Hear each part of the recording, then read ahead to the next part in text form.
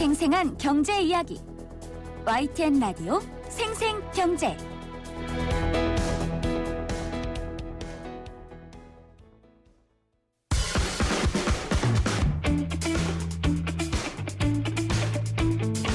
YTN 라디오 생생경제 함께하고 계십니다. 생생경제가 봄 개편을 맞아서 새롭게 선보이는 화요일의 코너 숫자로 푸는 경제입니다. 이번 주 경제 뉴스 중에서 중요한 뉴스들을 골라서 그 안에 숫자들을 풀어서 맥을 짚어드리는 시간으로 앞으로 마련하도록 하겠습니다. 앞으로 저희와 함께 해주실 권혁중 경제평론가 스튜디오에 나와 계십니다. 평론가님 안녕하세요. 네, 안녕하세요. 반갑습니다. 네. 저희가 이제 숫자로 푸는 경제라는 코너를 마련을 해서 저희 네네. 평론가님을 모셨는데 경제 뉴스에서 숫자가 왜 중요할까요? 일단 경제는 숫자로 표현되기 때문에 네. 사실 뭐 숫자를 보면은 우리가 경제가 어떻게 돌아가는지 알 수 있기 때문에요. 사실 숫자로 보는 경제 매우 의미가 있다 이렇게 생각을 해봅니다. 알겠습니다. 그 의미 있는 코너에 앞으로 우리 권혁중 경제평론가님께서 재미있게 설명을 해주실 것 같습니다. 네. 자, 그러면 오늘의 첫 번째 숫자를 좀 살펴보도록 할 텐데요. 오늘의 첫 번째 숫자가 0.50입니다. 네. 0.50, 5 뒤에 0이 꼭 붙어야 되는 거죠? 그렇습니다. 네. 어떤 의미인가요? 예, 현재 우리나라의 그 기준금리를 이야기를 하거든요. 네. 현재 0.50%의 매우 낮은 금리를 유지하고 있습니다. 사실 기준금리란 그 한국은행의 최고 결정 기구이죠. 우리가 흔히 금통위 이렇게 부르는데 네. 금융통화위원회에서 매달 개최하는 회의를 통해서 결정하게 됩니다. 한국은행 금통위 통화정책의 목표거든요. 그래서 통화정책의 목표인 물가 안정을 달성하기 위해서 뭐 물가 동향이라든지 국내외 뭐 경제 상황이라든지 금융시장 여건 이런 것을 종합적으로 고려해서 이제 기준금리를 결정하게 되죠. 근데 여기서 네. 왜 0.5가 아니라 왜 0.50 이렇게 표현하냐면 네. 사실 국제금융시장에서 금리나 수익률을 나타내는 단위가 있습니다. 네. 그게 바로 베이시스 포인트라고 얘기하는 BP 표현하는데 네. 이게 1%포인트가 100bp예요. 네. 왜 그러냐면 1% 아니 0.01%라도 사실 국제금융시장에서는 큰 돈이 오고 가기 때문에 0.01%마다도 엄청나게 큰 돈이거든요. 네. 그러다 보니까 소수점 두 자리까지 표현하게 될 수밖에 없는 거죠. 그래서 보통 우리가 기준금리를 옮겨 다닐 때 상승하거나 하락할 때 0.25%포인트 이런 표현을 쓰거든요. 네. 그래서 0.50 이렇게까지 이제 표현하는 게 맞다. 그래서 숫자가 굉장히 예민하죠. 그러니까 이 금통위에서 금리가 결정이 되면 네. 바로 뉴스화가 돼서 나오잖아요. 맞습니다. 그래서 저도 뭐 뉴스를 전달해드리는 입장이라 항상 이 뉴스를 보고 꼭 전달을 하지만 뒤에 5, 0, 그러니까 소수점 둘째 자리까지 꼭 읽어야 된다라는 사실을 아는 분들은 많이 없을 것 네. 같습니다. 그리고 또 이 왜 기준금리가 그러면 매번 이렇게 중요하고 뉴스에서 꼭 언급이 되느냐라고 물어보면 또 선뜻 딱 이렇게 대답이 안 나오거든요. 기준금리가 어떤 의미에서 중요하다고 볼 수 있을까요? 가장 중요한 이유는 우리 실물 경제에 네. 영향을 주기 때문에 그래요. 그러니까 단기금리라고 얘기하는 이제 콜금리라는 게 있습니다. 네. 한마디로 은행끼리 서로 주고받고 하는 금리인데 콜 그래서 이제 콜금리인데 초단기 금리인 콜금리에 영향을 주죠. 그렇게 되면 단기 금리에 영향 주고 장기 금리에도 시장 금리에 이제 영향을 주게 됩니다. 예. 예금 금리도 당연히 영향을 주게 되고요. 그렇죠. 그래서 기준 금리로 인해서 우리 실물 경제에 미치는 영향이 크게 됩니다. 이렇게 태생적으로 가지는 어떤 중요성도 있겠고요. 또한 시의적인 문제도 같이 포함되고 있는데 네. 현재 우리나라를 포함해서 많은 나라들이 최저금리를 좀 유지하고 있습니다. 아무래도 뭐 다 아시겠지만 코로나19로 인해서 뭐 경제가 위축이 됐잖아요. 그렇죠. 그러다 보니까 의도적으로 돈 풀기 한마디로 금리 인하에 나섰기 때문인데 잘 생각해 보십시오. 코로나19가 시작된 작년 1월부터 우리 세상이 많이 바뀌었습니다. 네. 근데 몇 가지를 좀 정리해 보면요. 첫 번째, 주식이 많이 올랐죠. 그렇죠. 사실 코로나19 딱 일어났을 때 야, 이 주식시장 폭락하는 거 아니냐 라고 했었는데 오히려 주식시장이 더 붐이 불어서 크게 뛰었습니다. 네. 두 번째로는 비트코인이라고 얘기하는 보통 우리는 가상화폐, 암호화폐 시장이 굉장히 다시 한번 각광을 받고 현재도 폭등한 상태고요. 세 번째로는 부동산 많이 뛰었어요. 네. 이 공통점이 뭘까라고 아마 청취자분께서 잘 생각해 보시면 답이 나오거든요. 네. 바로 자산 가치가 상당히 많이 뛰었습니다. 그러니까 주식, 비트코인, 부동산 이제 다 자산 가치인데 네.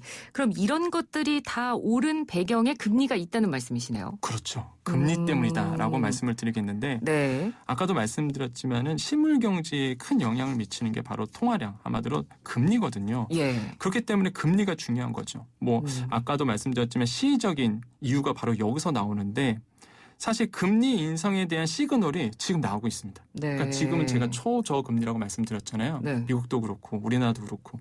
근데 조금씩 금리가 상승될 거다. 라는 시그널이 나오고 있죠. 그렇게 되면 또 세상이 한번 변합니다. 네. 그래서 오늘 제가 갖고 나왔던 주제가 0.50%의 이 시장 기준 금리가 이제 오를 가능성이 있기 때문에 물론 단기적으로는 아직 아닌데 네. 이게 조금씩 보이고 있거든요. 되게 예민한 문제죠. 시장에선 바로 반응하기 때문에. 그런데 단적인 예로 네. 지난 4일 그 옐런 장관이죠. 미국에 있는 옐런 장관이 시사경제지 더 애틀랜틱에서 이런 얘기를 했습니다. 경제가 과열하지 않게 금리를 다소 올려야 할 수 있다라는 얘기를 했거든요. 네. 사실 그 전까지는 금리가 안 오를 거야. 2023년까지. 그랬는데 이게 갑자기 재무장관께서 네. 이런 얘기를 하니까 시장에서는 발칵 뒤집혔던 단적인 예로 말씀드릴 수가 있습니다. 그러니까요. 이게 금리가 오르느냐 내리냐가 확실하게 결정된 것도 아닌데 이 네. 장관의 말 한마디에 이렇게 맞습니다. 시장이 막 반응을 한다는 건 네네. 그만큼 시장이 금리를 굉장히 예민하게 바라보고 있다는 뜻인데요. 네네. 이게 또 미국 주식시장에서 더 극명하게 느껴진다면서요. 네, 맞습니다. 그 아까 말씀드렸던 옐런 장관이 금리를 좀 다소 올려야 할 필요가 있다. 물론 주워 담으셨어요, 바로. 네, 통화량은 네. 이제는 중앙은행에서 그러니까 한마디로 FOMC에서 회의를 통해서 할 내용이지 네. 내가 할 얘기는 아니다라고 이제 주워 담으셨지만 네. 하지만은 일단은 내뱉은 말이었거든요. 그러다 보니까 나스닥에서 바로 반응을 했습니다. 장중 그 얘기가 전해지자마자 1.88%가 이제는 하락을 했고요. 그 네. 다음 날도 소폭 또 하락을 했어요. 네. 그 정도로 이제는 장관의 말 한마디 한마디로 금리에 대한 이슈가 나오자마자 바로 이제 반응을 했고요. 사실 나스닥 지수는 기술주 중심입니다. 네. 한마디로 초저금리에서 가장 혜택을 받았던 종목들이거든요. 네. 기술주 중심이. 그러다 보니까 금리가 조금만 오르더라도 이렇게 초저금리 상태에서 저금리 상태에서 혜택을 받았던 종목들이 변동성이 굉장히 심할 가능성이 있다. 근데 그게 우리나라도 마찬가지라는 거죠. 네. 네, 우리나라도 마찬가지로 금리의 말 한마디에 주식시장이 출렁일 가능성이 현재도 있고요. 그렇군요. 당연히 앞으로도 더더욱 예민하게 받아들일 것 같다라고 말씀을 드립니다. 네. 그러니까 지금 그럼 우리나라 말씀을 해주셨으니까 네네. 그럼 우리나라 상황도 좀 살펴보도록 하겠습니다. 우리 시장의 금리에 영향을 받는 것도 좀 분석을 해주신다면요. 네, 지난해 3월 16일이었죠. 이제 B컷이라고 얘기하는 금리가 한 번에 0.50%가 내려가 버렸습니다. 네. 그러니까 굉장히 크게 내린 거거든요, 사실. 그래서 원래는 한 1.25%에서 0.75% 한마디로 0.5%포인트가 내렸던 거죠. 네. 이거 다시 갈게요. 죄송합니다. 네. 이거 0.05라고 얘기했네. 죄송합니다. 네네네. 네네. 답변부터 해주시면 될 것 같아요. 네네. 죄송합니다. 네. 우리나라 이제 금리를 좀 살펴볼 필요가 있겠는데 네. 지난해 3월 16일이었습니다. 그냥 B컷이라고 얘기하는 정말 흔치 않은 금리 인하가 좀 일어났었거든요. 바로 0.5%포인트가 내려갔던 일이 있었죠. 네. 원래는 1.25%였다가 0.75%로 이제 내렸습니다. 근데 그뿐만이 아니라 몇 달 후 바로 5월 28일에 또 추가 인하를 했어요. 0.75%에서 0.5% 한마디로 0.50%로 이제는 금리가 인하가 됐죠. 그래서 네. 2개월 만에 0.75%포인트나 금리를 빠르게 내렸습니다. 그런 이후에 7차례의 금통위 회의에서 계속적으로 동결을 지금 유지하고 있는데요. 네. 그 뜻은 뭐냐? 시장에 돈이 엄청 많다는 뜻입니다. 그러니까 돈 풀기에 나선 거거든요. 그래서 현재 그 2월 광의 통화량 우리가 볼 수 있는데 광의 통화량이 뭐냐면 네. 현재의 시장에서 얼마나 통화량이 있는지 풀려 있는지를 보여주는 건데요. 이 광의 통화량이 3,274조 원에 이릅니다. 네. 근데 이걸 기준치가 있어야 되잖아요. 네. 19년도의 평균보다 464조 원이나 불어난 상태거든요. 정말 많아졌네요. 시장에요. 돈이 엄청 많아요. 근데 그 돈이 다 어디 갔는지 모르겠는데 그러니까요. 제 주머니 속에 없으니까 일단. 주머니 속에도 없으니까 좀 감이 안 오네요. 그래서 이게 저는 우려스러운 부분이 뭐냐면 네. 통화량이 이렇게 많이 풀려갔고요. 제가 보기에는 이제 인플레이션에 대한 우려스러움. 그러니까 통화량에 따른 인플레이션 부분이 분명히 좀 일어날 가능성이 크다. 그리고 자산에 대한 거품이 계속적으로 낄 가능성도 여전히 존재한다는 거거든요. 네. 한간에서는 이런 얘기를 해요. 이제 유동성 장세는 끝났다. 이런 얘기를 하는데 전혀 그렇지 않다. 아직까지는 역시나 통화량에 의해서 자산 가치의 거품이라든지 뭐 부동산 보면 아시잖아요. 그래서 네. 이렇게 거품이 많을 가능성이 계속 남아 있다라고 생각을 해봅니다. 네. 그렇지 않아도 요즘 이제 경제 관련 뉴스를 보면 인플레이션 우려라는 네. 제목들을 정말 많이 볼 수가 있습니다. 그러니까 뭐 국제유가도 많이 올랐고 소비자 물가, 생산자 물가 다 크게 뛰어서 인플레이션 우려가 커지고 있다. 인플레이션 우려 현실화되나 뭐 인플레이션 공포 뭐 이런 단어들을 정말 많이 보게 되거든요. 네네. 평론가님께서는 어떻게 보세요? 일단은 통계청이 지난 4일 발표한 4월 소비자 물가 지수를 볼 필요가 있겠는데 네. 작년 같은 달보다 2.3% 올랐습니다. 그러니까 3년 8개월 만에 가장 높은 상승률을 보여왔고요. 또한 2%대 오름폭은요. 18년도 11월 이후에 2년 6개월 만이거든요. 예. 피부로 느끼실 거예요. 우리 그 장 어머님들이. 보니까 알죠. 네. 파가 270% 올랐어요. 그러니까요. 금파라고 했잖아요. 네. 사과가 51% 올랐고요. 정말로 시장 물가라고 보통 시장 바구니 물가라고 얘기하는데 장 바구니 물가가 상당히 많이 올랐다. 평균적으로 농수산물이 한 17%는 올랐거든요. 네. 그 정도로 물가가 좀 뛰고 있는데 이런 물가 상승 원인 역시나 첫 번째로는 국제 유가가 올랐습니다. 작년, 그러니까 지난해 1분기에 배럴당 30달러였거든요. 그러다가 그러니까 올해 들어와서는 이게 2배 정도 더블이 됐거든요. 한 60달러 선에 이제 있다 보니까 유가가 좀 많이 올랐고요. 네. 두 번째로는 소비자 물가 상승률이 전년 동기 대비해서 올랐던 이유가 바로 기저 효과가 좀 있었기 때문이다. 한마디로 기준점과 비교점을 우리가 보는데 네. 근데 기준점 같은 경우는 작년이란 말이죠. 근데 작년이 아시겠지만 코로나19로 인해서 정말로 뭐 물가가 안 올랐습니다. 네. 엄청나게 안 좋았기 때문에. 네. 근데 작년과 성장률 항상 작년과 비교하기 때문에 작년과 비교했을 때 워낙 안 올랐고요. 이번에는 이제 정상적으로 돌아다 보니까 이 기저효과로 인해서 좀 커질 수밖에 없는 거죠. 상대적으로 비교했을 네. 때 말씀이시죠. 네. 그래서 이제 기저효과 때문에 이런 이유도 있는데 근데 뭐 제가 봤을 때는 그렇다고 해도 인플레이션이 그래서 이제 일시적인 현상이다라는 보는 분도 있는데 네. 그렇지는 않고요. 제가 봤을 때는 인플레이션을 촉발할 위험이 여전히 있다. 왜 그러냐면 기대 인플레이션이라는 게 있거든요. 네. 한마디로 앞으로 물가가 수치가 일단 올라가니까 앞으로 인플레이션이 올 거야. 물가가 상승될 거야. 그럼 기업은 당연히 물건값을 올립니다. 그다음에 소비자들도요. 적응을 해요. 이제 내가 물가가 오를 것 같으니까 네. 소비를 빨리 해야 되겠다. 왜냐하면 돈 가치가 떨어지다 보니까 내가 살 거 있으면 먼저 사놓는 게 사실 유리하거든요. 네. 그러다 보니까 이게 이제 시장에서는 이제 기업도 그렇고 가게도 그렇고 인플레이션 올 것 같다. 인플레이션 올 것 같다 그러니까 선제적으로 대응을 하게 돼요. 그러다 보니까 더더욱 이런 인플레이션이 빨라지는 경우가 생기거든요. 그러다 보니까 제가 보기에는 조금 기대 인플레이션율이 4월 기대 인플레이션을 조사해 봤더니 2.1%. 네. 그러니까 2%를 넘어섰거든요.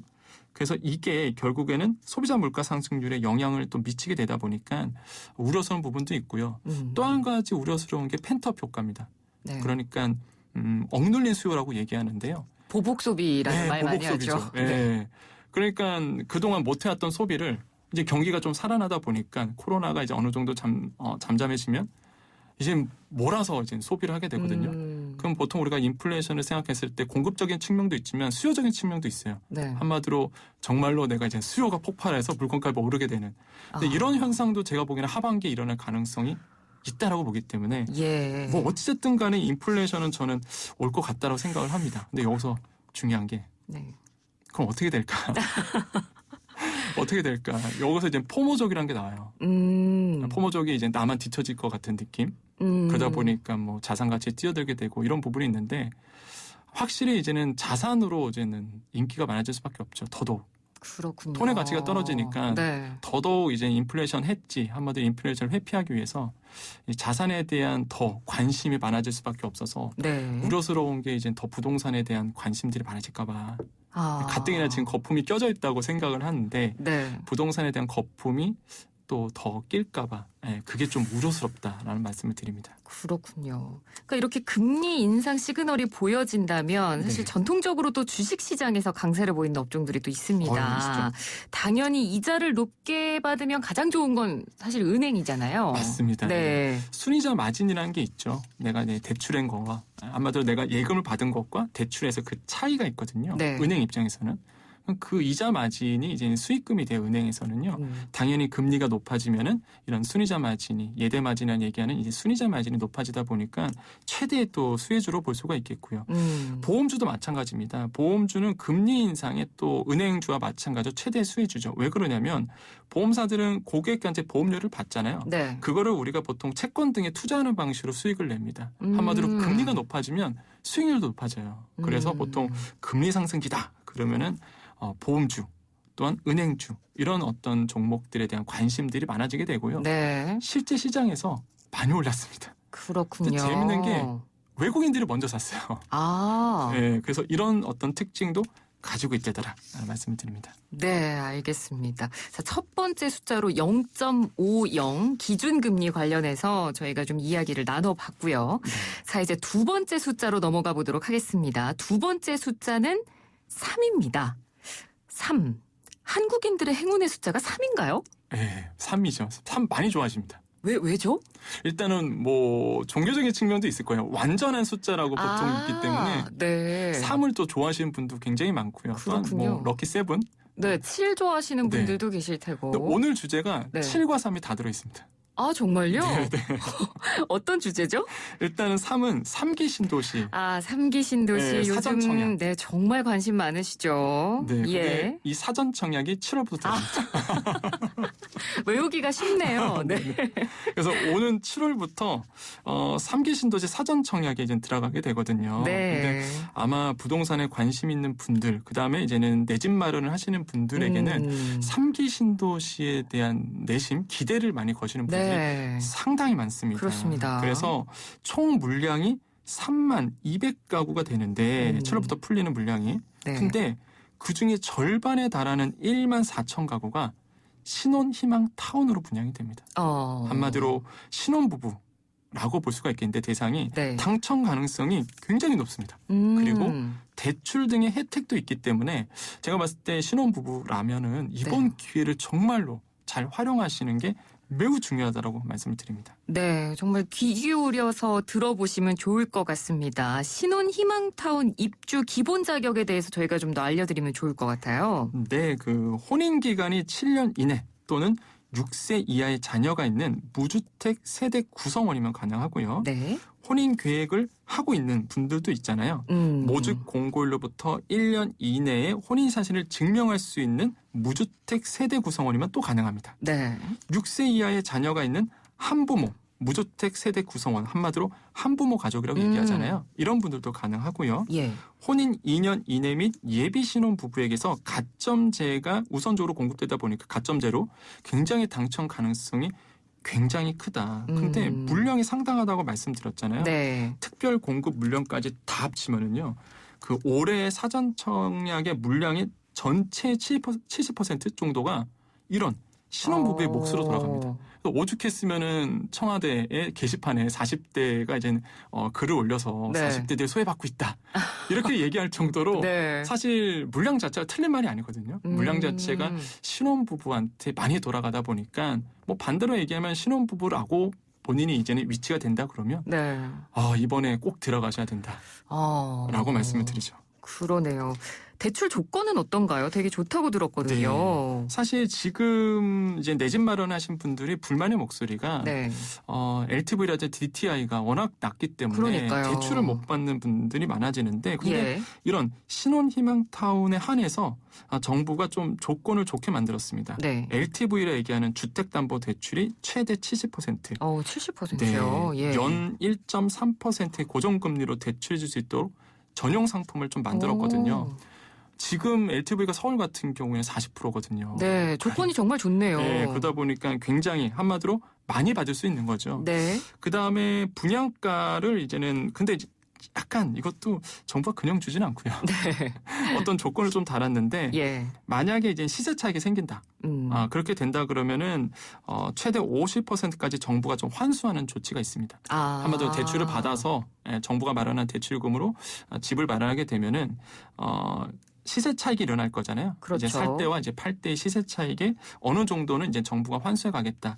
이런 어떤 구조를 내놨거든요. 네. 그러다 보니까 시장에서는 또 이거에 갖고 논란이 좀 있는 부분이 있겠고요. 예. 그러다 보니까 사실 이게 과연 실효성이 있겠느냐라는 이제 비판의 목소리도 있긴 있는데 네. 하지만은 뭐 신혼부부를 위해서 정부가 이런 고안을 이런 내용을 냈기 때문에 충분히 많은 신혼부부라면 활용할 가치가 충분하다고 생각을 해봅니다. 네. 그러니까 정말 실질적으로 내가 살 집을 맞습니다. 마련하고 싶은 분들은 또 이번 청약에 많이 관심을 가지고 있으실 테니까요. 좀 좋은 결과가 다들 있으셨으면 좋겠고 또 끝으로 내 집 마련을 준비하는 분들이 꼭 알고 확인해야 될 것이 있는데 뭐 직교교 편자발 단어가 굉장히 네. 특이하네요. 고사성어 같기도 하고 이게 뭐 어떤 건가요? 그러니까 내 집 마련의 계획이 있으신 분들은 이 직교교 편자발을 좀 기억해 달라라고 네. 말씀을 드리겠는데 네. 우리가 직주근접이라는 얘기를 많이 들어봤어요. 네. 한마디로 직장과 사는 곳이 이제 가까워야 된다. 그래서 직주근접이 좋은 집은 뭐 비싸게 되죠. 그렇죠. 근데 직교교 편자발은 뭐냐면 네. 한마디로 직장 출퇴근 거리 시간 아까 얘기했던 직주근접을 얘기하고요. 예. 교는요 교통 여건을 얘기합니다. 교잖아요. 네. 마지막 교는 교육시설. 한마디로 자녀에게 맞는 교육시설을 얘기하고 학교가 가까운지 뭐 맞습니다. 이런 것들. 네. 네. 그다음에 편은 뭐냐면 편의시설 얘기해요. 한마디로 네. 생활 편의 기반 시설, 뭐 주위에 백화점이 있다든지, 뭐 쇼핑센터가 있다든지 이런 편의 시설을 얘기하고요. 네. 자는 자연 환경, 그다음에 발은 발전 가능성을 얘기합니다. 그래서 내가 내 집 마련을 지금 생각하고 있다는 분들은요, 이렇게 직교교 편자발이 좋은 곳을 하면은 네. 아무래도 이제 좋은 집을 마련할 수 있다는 것이겠고, 당연히 직교교 편자발이 되는 지역은 비싸지 않나요? 비싸죠. 그러다 보니까 네. 뭐 강남 생각하시면은 사실 되겠죠. 그래서 우리가 보통 생각할 때 이런 직교교 편자발이 앞으로 좋을 것 같아. 나는 네 앞으로 좋을 것 같아라고 예상하는 곳에 이제는 청약을 낸다든지 이제 내 집 마련을 하시면은 좋은 이제 미래를 대비해서 좋은 내 집 마련이 될 것 같다라고 말씀을 드립니다. 네, 그러니까 앞으로 지금 당장 이 부분이 좋은 곳을 알아보면 너무 비싸니까요. 맞습니다. 네, 앞으로 이 직교교 편자발이 좋은 곳을 좀 예측이 가능할 수 있도록 경제 보는 눈을 키워야겠다는 생각이 드는데요. 네네.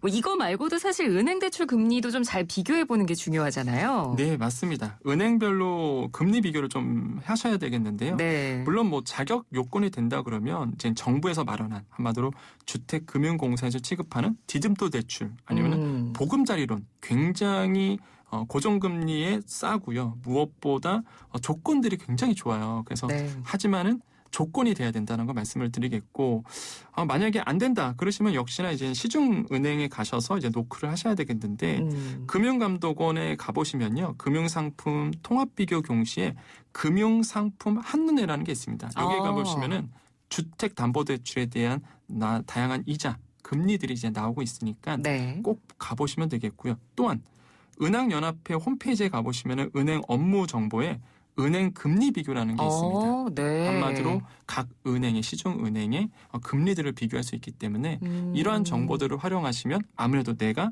필요한 위치에서 저렴하게 금리에 저렴한 저금리로 좀 내가 혜택을 받을 볼 수 있기 때문에 네. 이런 부분도 꼭 알아두셔야 되겠다라고 말씀을 드리겠습니다. 네, 알겠습니다. 마지막으로 이렇게 정보가 되는 숫자까지 오늘 전해주셨습니다. 숫자로 보는 경제 권혁중 평론가와 함께했습니다. 오늘 말씀 잘 들었습니다. 고맙습니다. 네, 감사합니다.